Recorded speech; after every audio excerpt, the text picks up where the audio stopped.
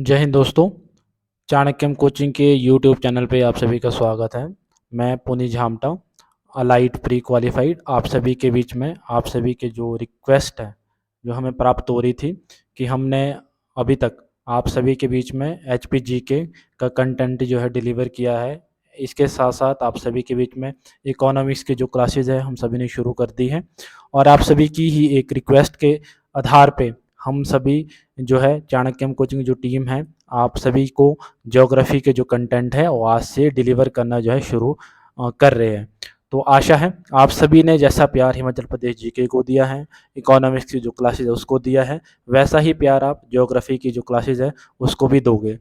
तो कुल मिला के मैं आप सभी के बीच में ज्योग्राफी जो है पढ़ाने जा रहा हूँ आप सभी को।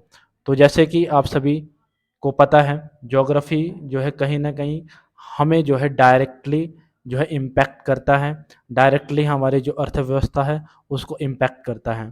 तो इसका जो है मैं सीधा सीधा जो है आपको एक उदाहरण के माध्यम से इसकी जो शुरुआत करने जा रहा हूँ। उदाहरण के लिए जैसे हम सभी जानते हैं, एग्रीकल्चर बेस्ड हमारी जो है इकोनॉमी जो है मानी जाती है। अगर हम बात करें ये पूरे भारतवर्ष की, और अगर हिमाचल प्रदेश के हम शिमला की बात करें या फिर हम जम्मू एंड कश्मीर की बात करें तो वहाँ पे हॉर्टिकल्चर जो है क्या है, मुख्य रूप से उनका जो व्यवसाय है हॉर्टिकल्चर का है। एग्रीकल्चर को अगर हमें करना है तो हम सभी को किन किन चीज़ों की ज़रूरत पड़ेगी, वो चीज़ अगर हम इस पे ज़रा थोड़ा विचार करें तो हम ये पाएंगे कि एग्रीकल्चर के लिए हमें सॉइल की ज़रूरत पड़ेगी। सॉइल के साथ साथ हमें एक अच्छे क्लाइमेट की ज़रूरत पड़ेगी। क्लाइमेट अगर हमारा सही है तो इसके साथ साथ हमको क्या ज़रूरत पड़ेगी, हमारा जो टेम्परेचर जो है हमें वो सही होना चाहिए हमारे पास। और इसके अलावा सबसे इम्पॉर्टेंट है इरिगेशन। अगर ये सभी चीज़ें हमारे पास प्रयुक्त मात्रा में उपलब्ध है तो हम क्या है एग्रीकल्चर को जो है अच्छे से कर सकते हैं। हमारी जो प्रोडक्शन है वो जो है अच्छे से हो सकती है। एम आई राइट? तो अगर हम इसको थोड़ा सा और आगे एक्सपेंड करके चले, एक्सपेंड इसको हम थोड़ा आगे करें, तो अगर हमें पढ़ना है सॉइल को, जैसे कि मैंने बोला, अगर हमें ज्योग्राफी में एग्रीकल्चर की हम बात करें, एग्रीकल्चर को हमें सॉइल की ज़रूरत है, क्लाइमेट की ज़रूरत है और इरिगेशन की ज़रूरत है, और हमारे पास टेम्परेचर जो है बहुत अच्छा होना चाहिए। तो हम थोड़ा सा अगर इसको और एक्सटेंड करें आगे के लिए तो हमको देखने को मिलेगा, अगर हमें एक अच्छी सॉइल की ज़रूरत है तो सॉइल हमें कहाँ से मिलती है, रॉक से मिलती है जी। अब रॉक कहाँ से मिलती है जी, लावा से मिलती है जी। लावा कहाँ से आता है, हमारी जो अर्थ है, अर्थ के इंटीरियर से जो है बाहर जो है लावा हमको देखने को मिलता है। लावा वॉल्केनो के रूप में बाहर आता है, माने ज्वालामुखी के रूप में बाहर आता है। ज्वालामुखी जब आता है बाहर तो हमें क्या देखने को मिलता है, लावा देखने को मिलता है। जब लावा ठंडा होता है तो रॉक बनती है। रॉक जब क्या होती है, कमज़ोर होती है तो उससे मिट्टी बनती है। इसके अलावा अगर हम बात करें, अगर हमको वॉल्केनो समझना है, लावा का प्रोडक्शन समझना है, उत्पत्ति समझना है, तो हमें अर्थ का इंटीरियर समझना पड़ेगा कि हमारा जो अर्थ है उसके इंटीरियर में क्या है। ठीक है? तो जब हम ये सब समझते हैं, रॉक्स के बारे में समझते हैं, सॉइल के बारे में समझते हैं, तो इसको हम क्या बोलते हैं, लिथोस्फीयर। माने हमको क्या समझना पड़ेगा, लिथोस्फीयर का पता होना चाहिए, लिथोस्फीयर हमको समझना पड़ेगा। एम आई राइट? अगर हम क्लाइमेट की बात करें तो क्लाइमेट हमारे जो टेम्परेचर है उसको ज़्यादा भी कर रहा है, उसको कम भी कर रहा है ना। विंड पैटर्न, विंड पैटर्न का लिंक, फ्रेशर बेल्ट का लिंक, क्लाउड का लिंक, ठीक है जी, और साइक्लोन कैसे आ रहा है। तो ये जो सारी चीज़ें हैं, अगर हमको ये समझनी है तो हमको क्या पढ़ना पड़ेगा, क्लाइमेटोलॉजी पढ़ना पड़ेगा। क्या पढ़ना पड़ेगा, क्लाइमेटोलॉजी पढ़ना पड़ेगा। अगर हम इरिगेशन पैटर्न को समझे, हमें सिंचाई की ज़रूरत है, तो सिंचाई की ज़रूरत के लिए हमको क्या चाहिए, रेनफॉल अच्छा होना चाहिए। रेनफॉल अच्छा होएगा, मानसून अच्छा होएगा। मानसून अच्छा होगा तो हमारी जो सिंचाई है वो भी क्या होएगी, अच्छी होएगी।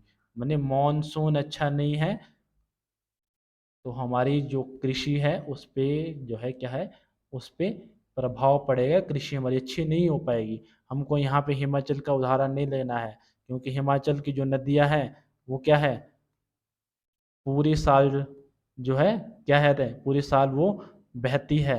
क्यों? क्योंकि उनका जो संबंध है वो किससे है, किससे है उसका संबंध, उसका संबंध बर्फ से है, बर्फ से है। हमारे जो ग्लेशियर है, ग्लेशियर उनको फीड कर रहे हैं।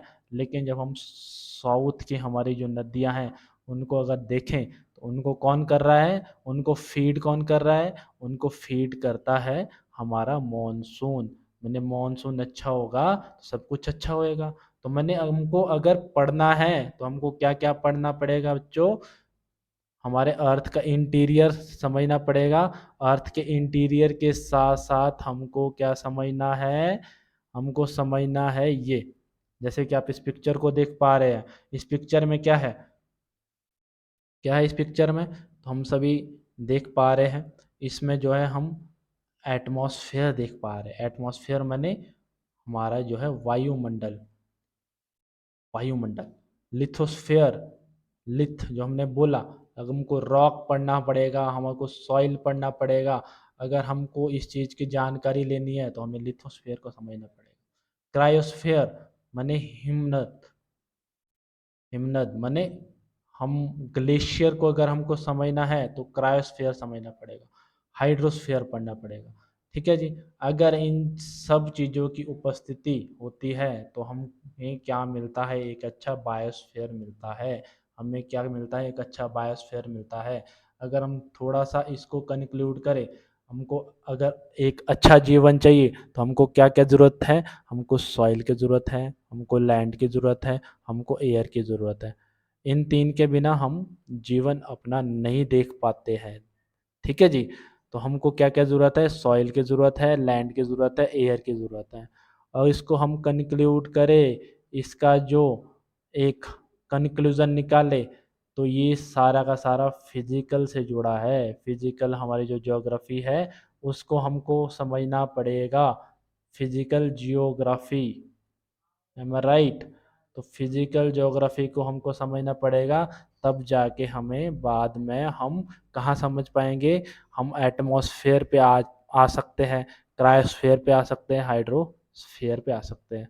हम समुद्र ज्ञान को समझ पाएंगे, हम जल विज्ञान को समझ पाएंगे।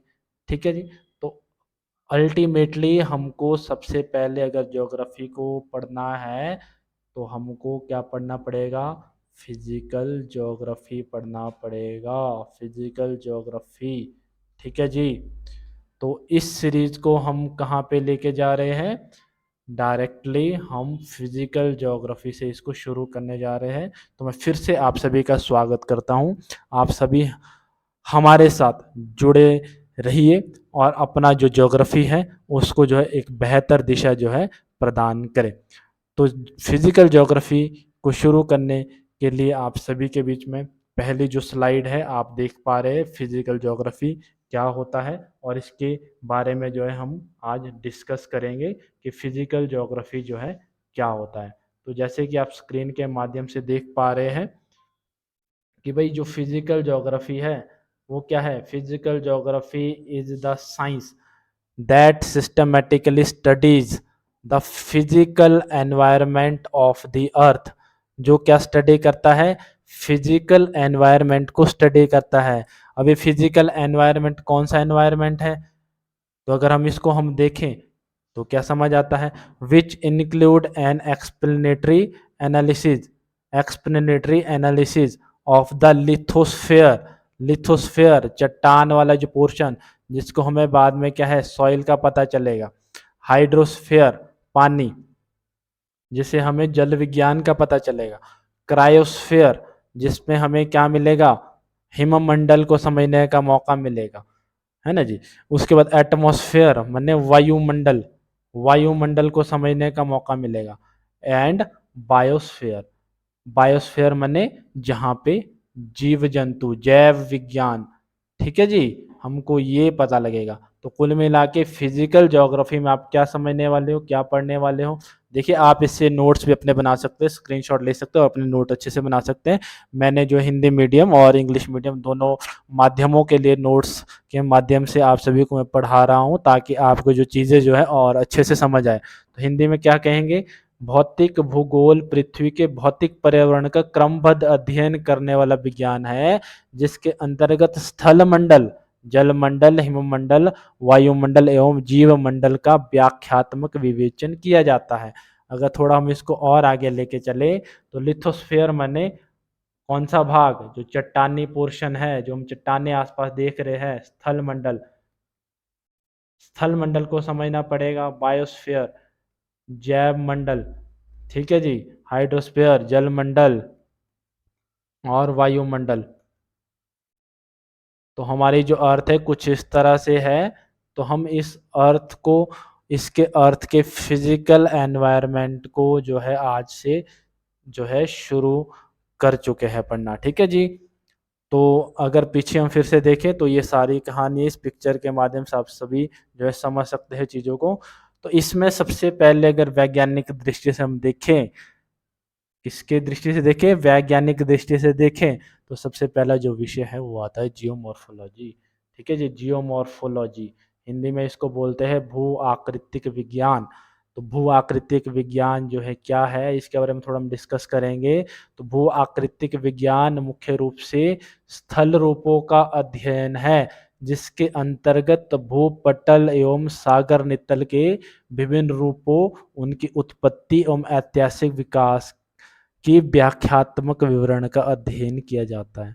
भू आकृतिक विज्ञान, आप सभी, आपने आसपास देखा होगा कुछ, या फिर आपने मैप देखा होगा, कुछ इस तरह से हमें लैंड मासेस दिखते हैं, इस तरह से, ठीक है जी। कॉन्टिनेंट्स हमको दिखते हैं, ये हमको साउथ अमेरिका दिखता है, नॉर्थ अमेरिका दिख रहा है, साउथ अफ्रीका दिख रहा है, यहाँ पे कुछ पोर्शन यूरोप का दिख रहा है।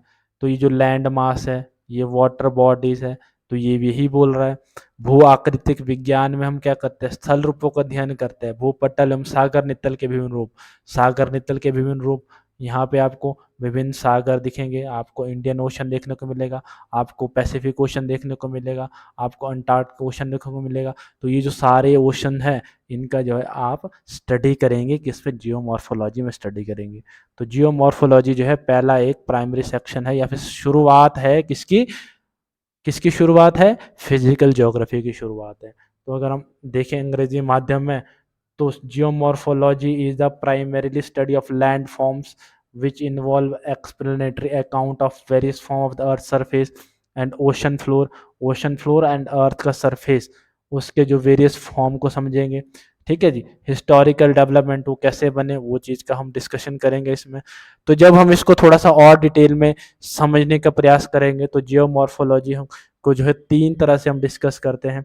इसके जो है फर्स्ट ऑर्डर ऑफ रिलीफ है, first order of relief, second order of relief, third order of relief. तो इसके अंतर्गत किए जाने वाले उच्चावचों को तीन श्रेणियों में जो है रखा जाता है। तो कैसी कैसी श्रेणियां हैं जी? तो सबसे पहले जो प्रथम श्रेणी के उच्चावच, प्रथम श्रेणी के उच्चावच, जब हम फिजिकल ज्योग्राफी में जियोमॉर्फोलॉजी को स्टडी करते हैं तो ध्यान रखना, सबसे पहले जो फर्स्ट ऑर्डर जो रिलीफ है, उसमें हम क्या स्टडी करेंगे, महाद्वीप तथा महासागरीय बेसिन के वितरण, वर्तमान प्रारूप तथा उत्पत्ति का अध्ययन करते हैं। First order of study of the distribution of present configuration. Present configuration क्या है, आपको यहाँ पे क्या देखने को मिल रहा है, पैसिफिक ओशन देखने को मिल रहा है, साउथ अमेरिका देखने को मिल रहा है, नॉर्थ अमेरिका देखने को मिल रहा है, नॉर्थ अटलांटिक ओशन देखने को मिल रहा है, साउथ अटलांटिक ओशन देखने को मिल रहा है, अफ्रीका देखने को मिल रहा है, यूरोप देखने को मिल रहा है, एशिया देखने को मिल रहा है, ठीक है। Indian ocean, Australia, Pacific ocean, Arctic ocean, southern ocean, Antarctica continent दिख रहा है। ये आपको क्या दिख रहा है, लैंड मासेज दिख रहे हैं, लैंड मासेज दिख रहे हैं, एज वेल एज आपको क्या दिख रहा है, कॉन्टिनेंट दिख रहे हैं, ओशन बेसिन दिख रहे हैं। तो फर्स्ट ऑर्डर ऑफ रिलीफ में हम ये स्टडी करेंगे कि ओशन कैसे बने, ठीक है जी, लैंड फॉर्म कैसे बने, आखिर साउथ अमेरिका का मैप हमको ऐसा क्यों दिखता है, अफ्रीका का मैप हमको ऐसा क्यों दिखता है, इंडिया का मैप आखिर कैसे दिखता है, क्यों दिखता है ऐसे, यहाँ पे हमको हिमालय पर्वत दिखते हैं, यहाँ पे एल्पस दिखता है, यहाँ पे एंडीज मिलता है, रॉकीज मिलता है देखने को, माउंटेन, ये आखिर कैसे। तो ये फर्स्ट ऑर्डर ऑफ रिलीफ हम स्टडी करेंगे। फर्स्ट ऑर्डर ऑफ रिलीफ में क्या स्टडी करेंगे, land masses, origin of continent समझेंगे, ओशन बेसिन को समझेंगे। ठीक है जी, समझ आ रहा है आप सभी को? तो नोट्स आप साथ साथ बनाते रहिएगा। ठीक है, सेकंड ऑर्डर ऑफ रिलीफ में क्या स्टडी करेंगे? सेकंड ऑर्डर ऑफ रिलीफ में प्लेट्यूज, माउंटेन्स, प्लेन्स। ठीक है जी। पृथ्वी के अंतर्जात बलों द्वारा उत्पन्न स्थलाकृतियों, पर्वत पठार, मैदान, झीलों द्वारा उत्पन्न रचनात्मक स्थलाकृतियों का अध्ययन करेंगे जी। सेकंड ऑर्डर ऑफ रिलीफ में study the landform created by endogenic forces. Endogenic forces क्या बोल रहा है? एंडोजेनिक। एंडोजेनिक क्या होता है? क्या होता है एंडोजेनिक? तो अगर हम हिंदी में इसको देखें, अंतर्जात बल बोलते हैं इसको, अंतर्जात बल। हमारी जो अर्थ है, हमारे अर्थ के इंटीरियर से कुछ फोर्सेस लगती है जो हमारे अर्थ के सरफेस पे, अर्थ के सरफेस पे वेरिएशन लाती है, चेंजेस लाती है, परिवर्तन करती है। उन फोर्सेस को डिस्कस करेंगे।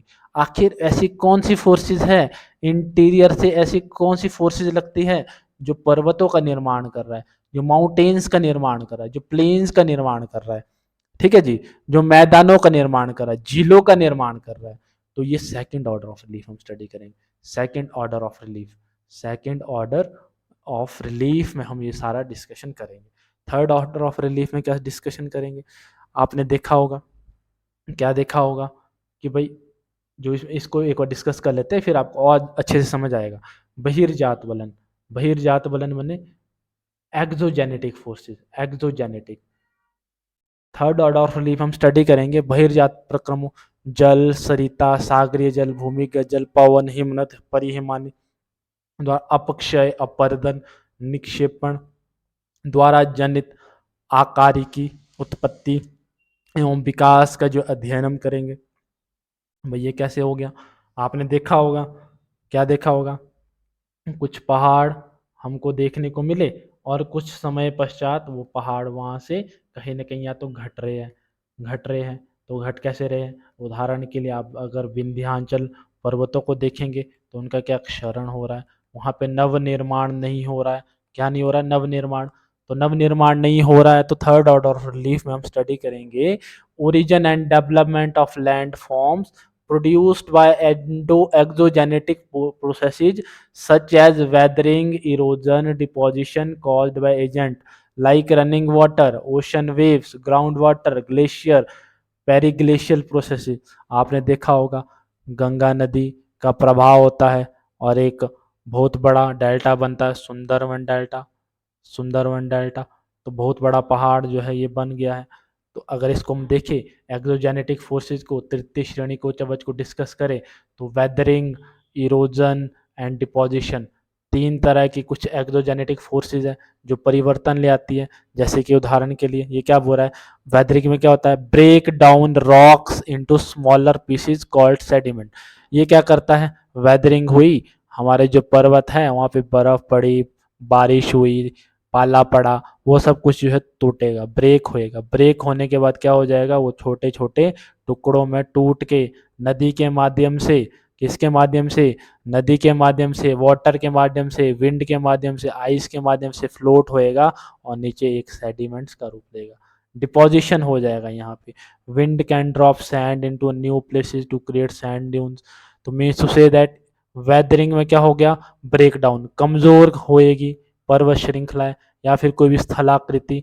ठीक है जी, फिजिकल और केमिकल माध्यमों के या कारणों की वजह से, कारकों की वजह से। तो ब्रेक डाउन हो गया, ये ब्रेक डाउन से क्या हो गया? नीचे टूट गए। तो नीचे ले जाने का काम किसने किया? मूव्स हुए sediments, broken down rock from one place to another place, मतलब इरोजन हुआ। ये इरोजन होके किसके माध्यम से? विंड के माध्यम से, वाटर के माध्यम से, आइस के माध्यम से, और लास्ट में क्या हो गया? डिपोजिशन ये हो गया। Drop sediments, broken down rocks in a new place, new place में ये इकट्ठे हो गए।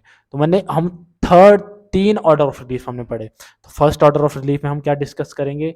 डिस्ट्रीब्यूशन इसका, कॉन्टिनेंट एंड ओशन बेसिन का, प्रेजेंट कन्फिग्रेशन, वर्तमान में हमें कितने कॉन्टिनेंट देखने को मिलते हैं, कितने ओशन मिलते हैं देखने को, उनकी उत्पत्ति कैसे हुई। अगर हम कंक्लूड करें उत्पत्ति और वर्तमान स्वरूप क्या है वो हमको देखने को मिलेगा, उसके बारे में डिस्कस करेंगे फर्स्ट ऑर्डर ऑफ रिलीफ में। Origin of continents and ocean basin. Second order of relief में हम क्या डिस्कस करेंगे? माउंटेन्स पर्वत श्रृंखलाएं, पठार, ठीक है जी, plains and structural feature by endogenetic forces, earth के इंटीरियर से जो फोर्सेस लग रही है उन फोर्सेस की वजह से हमारी अर्थ पे, हमारे अर्थ के सरफेस पे क्या फ़र्क पड़ रहा है, कैसे फ़र्क पड़ रहा है। वॉल्केनो आया, वॉल्केनो से लावा आया, लावा ठंडा हुआ तो रॉक्स बन गए, रॉक्स बने तो पठार बन गया, रॉक्स से ज़्यादा पठार बन गए आपके, और क्या बनते हैं पठार से आपके, क्या कहते हैं, माउंटेन बन गए। तो ये सब कुछ तो पढ़ेंगे, किसमें पढ़ेंगे, सेकंड ऑर्डर ऑफ रिलीफ में पढ़ेंगे। थर्ड ऑर्डर ऑफ रिलीफ में क्या स्टडी करेंगे, exogenetic processes such as weathering हो गया, इरोजन हो गया, डिपोजिशन हो गया, इन सब को पढ़ेंगे। तो इससे हमें क्या पता लगता है, हमारे जो फिजिकल जो एनवायरनमेंट है, फिजिकल जो ज्योग्राफी है जिसको हम देख रहे हैं, माने पर्वत हम देख रहे हैं, माउंटेन्स हम देख रहे हैं, चोटियाँ हम देख रहे हैं, ठीक है जी, हम नदियों का जो वैलीज़ है, वैलीज़ फॉर्मेशन देख समझेंगे, वैलीज़ कैसे बनी, इसका कारण क्या था, कैसे इसके इसके लिए एक्सोजेनेटिक और एंडोजेनेटिक जो प्रोसेसेस है कैसे जो है वो कारण है इन सब का, तो ये सब कुछ हम डिस्कस करेंगे। इसके बाद जब हम ये फिजिकल ज्योग्राफी में जियोमॉर्फोलॉजी समझ लेते हैं, लिथोस्फीयर हमको समझ में आ जाता है, फिर आती है बात ओशियनोग्राफी की, समुद्र की विज्ञान की, ठीक है जी, समुद्र विज्ञान हम समझेंगे। ये सब कुछ आप देख रहे हैं यहाँ पे, वाटर जो बॉडीज़ है, इन वाटर बॉडीज़ की ओरिजिन की हम डिस्कशन करेंगे। भूसागरीय भूविज्ञान के अंतर्गत जैसे कि हम डेफिनेशन को देखें तो क्या बता रहा है, सागरीय भूविज्ञान के अंतर्गत महासागरीय बेसिन की उत्पत्ति, संरचना तथा रूप व सागरीय निक्षेप की विशेषताओं तथा वितरण एवं सागरीय स्थल रूपों की विशेषता उत्पत्ति का हम अध्ययन करेंगे। तो जब हम ये सब कुछ स्टडी कर लेंगे, ये सब कुछ हम समझ जाएंगे, तो हमको क्या पता लगेगा कि ओशियनोग्राफी क्या चीज़ है, किस तरह से ओशियनोग्राफी हमें जो है किस में हेल्प करती है, बेसिन्स क्रिएट करने में, उनकी उत्पत्ति जो है कहीं ना कहीं होती है, ठीक है जी, कैसे होती है, सागरीय निक्षेप की विशेषताओं का पता चलेगा, सागर के वितरण का पता चलेगा, सागर पे जो स्थल रूप बने हैं, फॉर्मेशन हुए हैं, किस चीज़ की फॉर्मेशन हुई है, ठीक है जी। तो जैसे आप देखेंगे बहुत सारे जो ओशन है, ओशन में आपको बहुत सारे क्या मिलेंगे, टापू मिलेंगे, ठीक है जी, मिलेंगे या नहीं मिलेंगे, तो उन सब की उत्पत्ति आखिर कैसे हुई, वो सब कुछ देखेंगे हम। इंडिया में जब हम डिस्कस करते हैं तो हमें लक्षद्वीप देखने को मिलता है, ठीक है जी, हमें दादरा नगर हवेली देखने को मिलता है, मालदीव हो गई कंट्री, ये सारी कंट्रीज आखिर इनका फॉर्मेशन कैसे हुआ, आखिर ये जो लैंड मासेज है कैसे वहाँ पे आए, तो ये सारी जो डिस्कशन है हम इसमें डिस्कस करेंगे। कहने का मतलब है ओशियनोग्राफी क्या है, it involves the study of origin, structure and forms of ocean basin, the characteristics and distribution of marine deposits and the feature and formation of various oceanic landform, ocean में जो landforms मिल रहे हैं, ठीक है जी, ये सब को डिस्कशन हम करेंगे, किसमें ओशियनोग्राफी में डिस्कशन करेंगे। आगे है बायोजियोग्राफी। आपने देखा होगा अगर आप अफ्रीका में हैं तो जैसे इन्होंने एक modern members of camel family की डिस्कशन किया है, अफ्रीका में आप है तो उस तरह से आपको ऊँट देखने को मिलेगा, एशिया में अगर आप हैं तो इस तरह से आपको देखने को मिलेगा ऊँट का स्ट्रक्चर, नॉर्थ अमेरिका में है तो इस तरह से मिलेगा। इसी तरह से ह्यूमन ह्यूमन की भी अगर डिस्कशन करेंगे, अलग अलग कॉन्टिनेंट के अलग अलग वहाँ पे क्या है लक्षण हमको देखने को मिलते हैं। तो भूगोल जीव भूगोल भूगोल की वह शाखा है जो पृथ्वी पर वनस्पति, प्राणी जीवन के स्थानिक वितरण, पारिस्थितिक संबंधों तथा इन पर प्राकृतिक पर्यावरणीय कारकों जैसे जलवायु होगी, मिट्टी हो गई, ठीक है जी, मिट्टी होगी, स्थल रूप आदि एवं मानवीय क्रियाओं के प्रभाव का अध्ययन करते हैं। माने हम क्या इसमें डिस्कशन करेंगे, हम डिस्कशन करेंगे कि study the spatial distribution of plants and animal, ठीक है जी, as well as their ecological relationship discussion करेंगे, how they are influenced by physical environment, human activities के कारण, फिजिकल एनवायरनमेंट के कारण किस तरह से जो इन्फ्लुएंस्ड ये होते हैं, वो सारा डिस्कशन जो हम इसमें करेंगे। माने जीव भूगोल भूगोल की वह शाखा है जो पृथ्वी पर वनस्पति, प्राणी जीवन के स्थानिक वितरण, पारिस्थितिक संबंधों तथा इन पर प्राकृतिक पर्यावरणीय कारकों का जो है हम अध्ययन करते हैं। तो कुल मिला के ये था हमारा क्या, बायोजियोग्राफी। इसके बाद सबसे महत्वपूर्ण बिंदु क्लाइमेटोलॉजी। क्लाइमेटोलॉजी समझेंगे। क्लाइमेटोलॉजी क्यों समझनी है? अगर क्लाइमेट सही नहीं होगा तो हमारा जो एग्रीकल्चर है वो सही नहीं होगा। तो एग्रीकल्चर सही है, कहाँ पे एग्रीकल्चर अच्छा हो सकता है, उसके लिए हमको क्या डिस्कशन या किस चीज़ की नॉलेज होनी चाहिए? क्लाइमेटोलॉजी की नॉलेज होनी चाहिए। ठीक है जी। तो क्लाइमेटोलॉजी में हम क्या डिस्कशन करेंगे? पृथ्वी के चतुर्दिक व्याप्त गैसीय आवरण के अध्ययन व जलवायु की असमानता के कारणों। आपने देखा होगा जलवायु असमान होती है। मैदान में जाओगे आजकल बहुत गर्मी है, पहाड़ों में आओगे तो थोड़ा सा टेम्परेचर जो है ठीक है, नॉर्मल है। ठीक है जी। आप अभी आजकल जो है अगर आप देखें, ठीक है जी, नॉर्थर्न हेमिस्फेयर या साउथर्न हेमिस्फेयर में जाओगे तो वहाँ पे देखने को मिलेगा। आजकल जो सनलाइट है आपको इधर देखने को मिलेगी, जब सितंबर में जाओ सनलाइट इधर को देखने को ज़्यादा मिलेगी।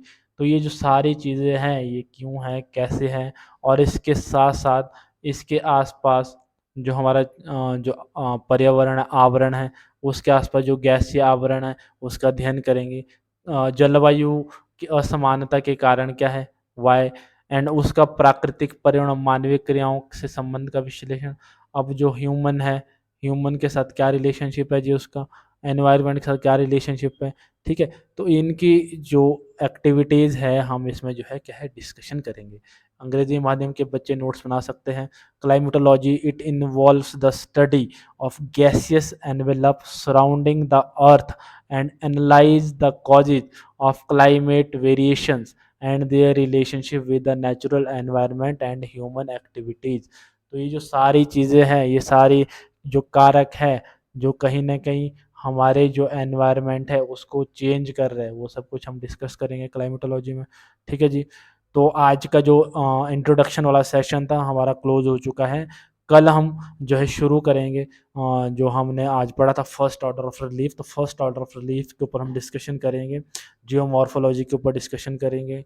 अगर आप रोडू या रोडू के आसपास रहते हैं तो आप चाणक्यम कोचिंग से जुड़ सकते हैं और अपनी प्रिपरेशन आईएएस हो गया, एचएस हो गया, एसएससी हो गया, अलाइड हो गया, नायब तहसीलदार हो गया, सबॉर्डिनेट हो गया, इन सब के लिए जो है अपनी प्रिपरेशन को जो है कर सकते हैं। अगर आप रोडू में नहीं हैं, रोडू के बाहर है, रोडू में फिजिकल क्लासेस आप नहीं ले सकते हैं, तो चाणक्यम कोचिंग के यूट्यूब चैनल पे जो है आप सभी हमको जो है फॉलो कर सकते हैं।